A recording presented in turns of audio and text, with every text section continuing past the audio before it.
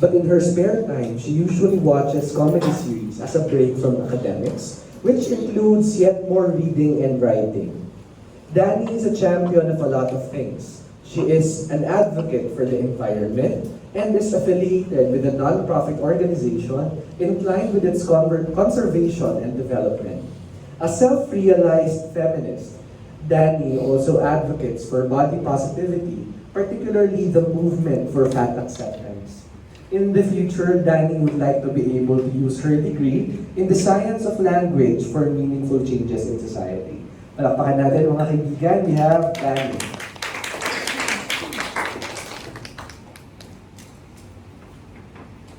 I am a lot of things, but the one thing I'm not is ugly. I mean, guys, come on.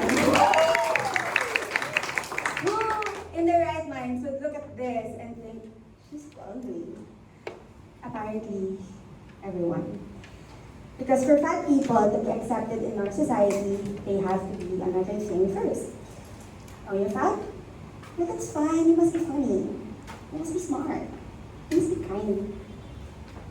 But why can't I be just fat? It's because fat is ugly. Not for me, it's not.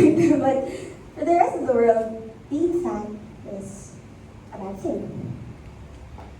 But what if I told you that the way we view fat can change with the help of linguistics? You see, language changes every day, and the most common change happens at the word level. Do you remember a time when slay meant to kill someone and not indescribably beautiful or charismatic? In linguistics, this is called the process of amelioration, and it happens when words evolve to mean something more positive.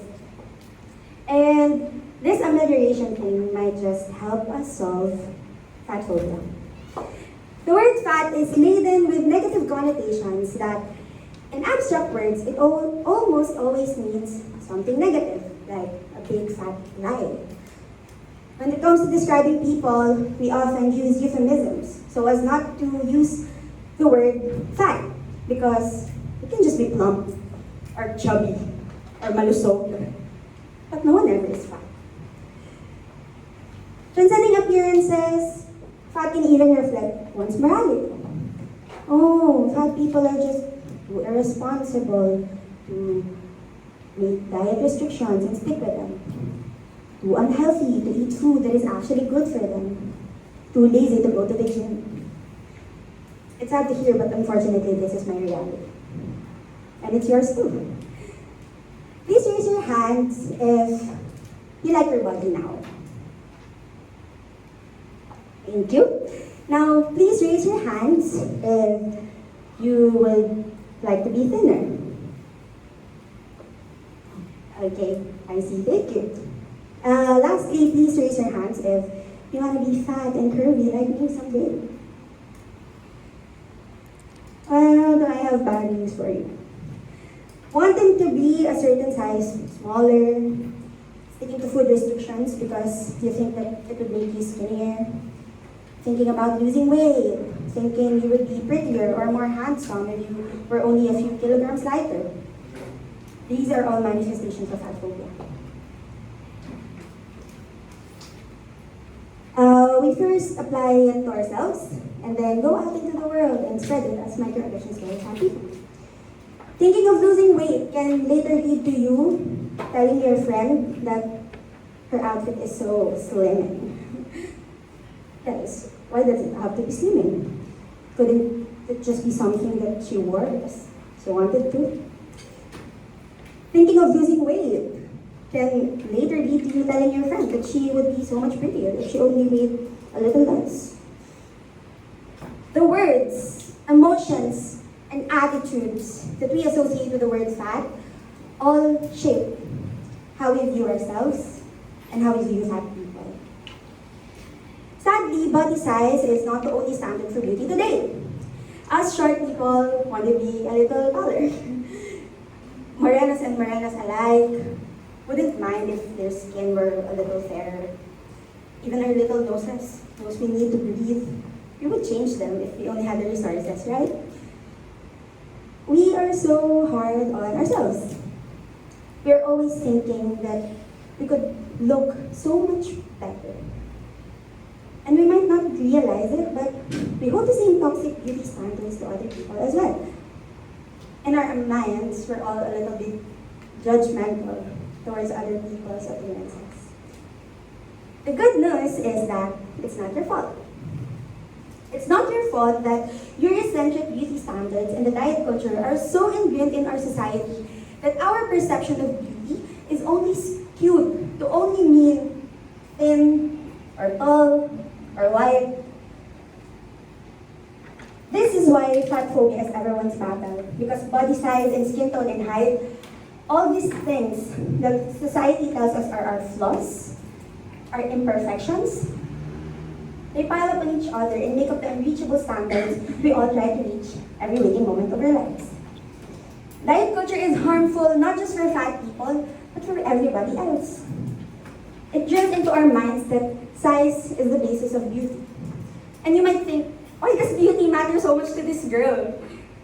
We don't exist to just be beautiful or pretty or gorgeous or handsome. And I agree. But when you see fat people as ugly, you see them as other negative things as well.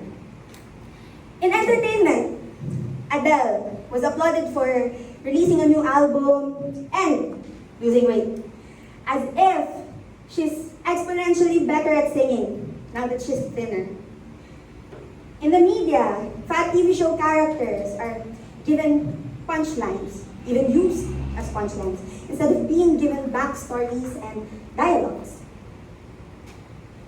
It hurts to admit this, but my favorite comedy show, Brooklyn Nine-Nine, is actually quite fatphobic if you think about it.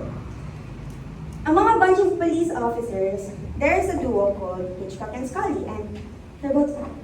They're both. Their roles in the show, stupid bozos who know nothing but to eat and sit up in desks all day. Do nothing, instead of solving crimes like their co-workers do. As if fat people just do that their whole lives. Sit and eat and sleep, repeat. These stereotypes, they're not just hurtful, they're dangerous. I once asked my dad, who works in a hospital, to book an appointment with a doctor for me because I suspected that I had PCOS. Polycystic ovary syndrome affects 10% of women in adulthood, and it results in weight gain. Note the syntax there. PCOS results in weight gain, not the other way around. But you know what the doctor told my dad that day? Mataba siya, no? Dapat mag-diet muna siya. Let it sink in. And imagine being declined a basic health service, a checkup, just because you're fat. Because fat people are so unbelievably unhealthy. It just runs in their fats or whatever. No other explanation needed. And I know it doesn't mean that only thin people can go to the doctor, or that not all doctors are jerks, but that encounter worried me so much that I couldn't even go to another doctor out of shame, because what if they shun me again? Until now, I still don't know if I have PCOS, all because I was discriminated against by someone I thought was educated enough to see past my size. Fat people are treated with such ugliness, when in reality, what's ugly are the meanings we attach to the word fat. And as a future linguist, it pains me, because we are taught that words shouldn't bear our ethics, because words are given meanings arbitrarily. So why do I, as a fat person, have to feel the blunt of being a certain weight just because fat automatically means bad? I hope you understand just how powerful words can be. They can be tools for unkindness towards others. They can lead to undiagnosed illnesses. But you know what else words can be? They can be changed, ameliorated even. The same way that we as a society we're able to give new meanings to the words slay, mother, he ate that out. We can also give a new meaning to fat. We can make it a beautiful thing. I'm not saying we should start calling pretty girls fat or to use fat as an alternative to slay. Because that's not really the point of this speech. I'm saying free your mind of the shackles that fat is ugly. The same goes for all that is unacceptable about our bodies. Hyperpigmentation is not ugly. Acne is not ugly. Being small is not ugly. Having crooked teeth is not ugly. A flat nose is not ugly. Dark skin is not ugly. Nothing about you has to change but your words and how you empower yourselves and others with them. So let's be kind to ourselves today and use our words wisely. Pick your quote-unquote flaws and embrace them. Reclaim your space and weight in the world. Affirm yourselves. I am enough. As for me, I am fat. I am beautiful. Fatness and beauty can coexist. And in me, they do. Thank you very much. Have a wonderful day.